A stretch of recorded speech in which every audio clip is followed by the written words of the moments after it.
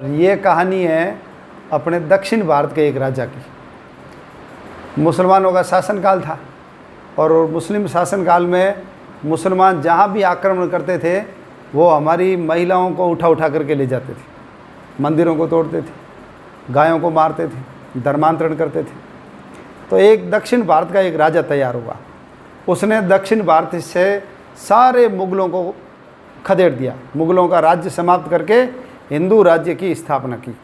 और जब ये हिंदू राज्य की स्थापना के लिए मेहनत कर रहे थे, प्रयास कर रहे थे, तो इनके सैनिक एक बार एक स्थान है, उसका नाम है कल्याण, उसको लूटने के लिए गए।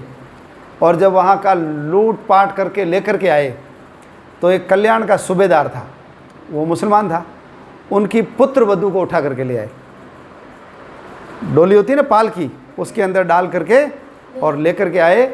इनको लगा कि जैसे मुसलमान राजा खुश होते थे ना, ऐसे ये राजा भी इस महिला को ले जाएंगे तो खुश हो जाएगा। और ला करके वहाँ रोका और कहा, महाराज आपके लिए हम एक तोहफा लेकर के आए। तो इन्होंने देखा कोई हीरा मोती बड़ा ऐसा कुछ लेकर आए होंगे, कीमती चीज़। तो ये नीचे उतरे सिंहासन से और जा कर के उस पालकी का पर्दा हटाया। तो पर्दा हटाया तो उसमें क्या था?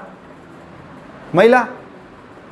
तो मुसलमान तो महिलाओं को देख के खुश होते थे, लेकिन इस राजा की आंखें लाल हो गई और वो जो लेकर के आया था ना, उसको फटकारा कि तेरे को समझ में नहीं आती, मेरे को ऐसा समझ रखा है क्या? पराई स्त्री मेरे लिए माँ के समान है, तेरी हिम्मत कैसे होगी इसको लेकर के आने की? और उसने उसके पैर छुए। किसके? वो जो मुसलमान महिला को लेकर आए ना, और उसको हाथ जोड़ करके कहा कि यदि तू मेरी माँ होती तो मैं भी आज तेरे जितना सुंदर होता। क्या कहा उसने? तू यदि मेरी माँ होती तो मैं तेरे जैसा सुंदर होता। यानी परई स्त्री को भी उसने क्या माना? माँ माना।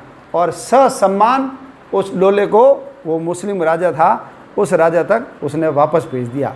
तो ऐसा चरित्रवान हैं, देशभक्त, परई स्त्री को माँ मानने वाला ऐसा राजा, उसका नाम बताओ कौन था वो?